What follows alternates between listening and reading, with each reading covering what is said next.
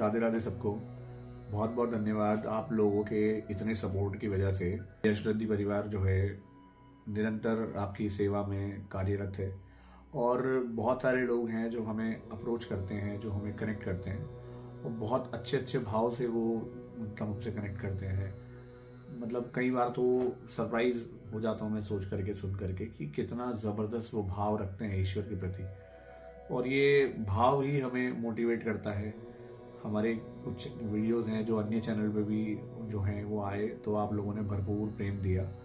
और आप लोगों की तरफ से हमेशा शिकायत रहती है कि हमारे जो वीडियोस हैं वो काफ़ी कम आते हैं, तो इसके लिए थोड़ा सा मैं आपसे माफ़ी चाहूँगा।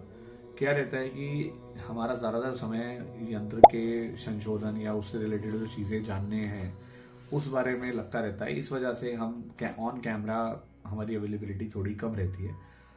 तो इस वजह से कई बार विषय की चर्चा हम करने से उपलब्ध नहीं रह पाते, बट फिर भी कोशिश करते हैं कि धीरे धीरे हम आपको उन चीज़ों से कनेक्ट करें। तो कुछ प्रश्न हमारे पास लगातार आ रहे थे और वो काफ़ी सारे प्रश्न थे, तो हमने सोचा कि क्यों ना उन प्रश्नों को ध्यान में रखते हुए हम कुछ वीडियोस बनाएं जो आप लोग अगर उसे सही समझें तो हम आगे इस पे काम कर सकते हैं। तो ऐसे करके कई सारे प्रश्न आ रहे थे।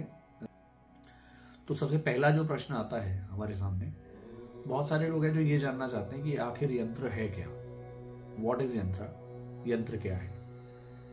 तो इसके बारे में हम चर्चा करते हैं। तो जी हम ये समझते हैं, देखो किसी भी डीटी को या देवी या देवता को पूजा करने के दो ही तरीके हैं। एक है कि आप उनको मूर्ति रूप में पूजा करें। अब जैसे मुझे हनुमान जी की पूजा करनी है तो हनुमान जी की प्रतिमा है और उनके सामने जा करके मैं हनुमान जी का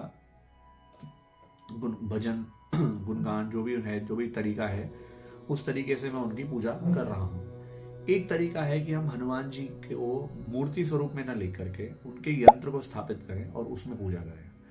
तो यंत्र और मूर्ति में अगर हमें चयन करना होगा कि मैं मूर्ति में पूजा करूं या मैं यंत्र में पूजा करूं, तो शास्त्र जो लिखित है वो ये है कि आप यंत्र की पूजा करें।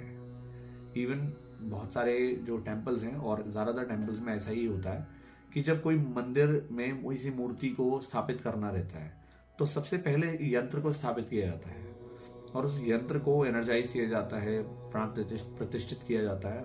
उस यंत्र के ऊपर फिर मूर्ति को स्वरूप देने के लिए वहां पे प्रस्थापित किया जाता है।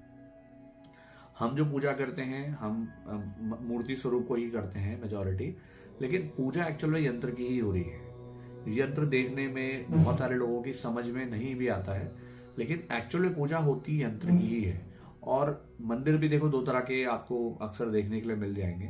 एक वो मंदिर है जो मंदिर जिनका कोई एंशिएंट बैकग्राउंड है कि ये मंदिर इस वजह से स्थापित है, तो उन मंदिरों में आपको ये चलन दिखेगा आज भी, चाहे वो दुनिया के किसी भी कोने में हो। और एक मंदिर आजकल के मंदिर है जो किसी ने अपनी अपनी खुद की कन्वीनियंस या किसी और इच्छा की पूर्ति के लिए या सिर्फ जन कल्याण के लिए उन्होंने जो मंदिर है उसका निर्माण किया है।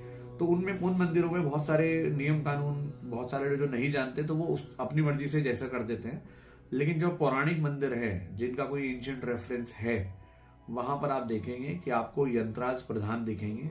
तो अगर किसी देवी या देवता की पूजा करने का सर्वोत्तम तरीका है तो वो उनको यंत्र रूप में ही पूजा करना है। तो यंत्र वो एक इंस्ट्रूमेंट है या वो एक रिप्रेजेंटेशन है जिनसे हम किसी भी देवी या देवता की पूजा कर सकते हैं। राधे राधे।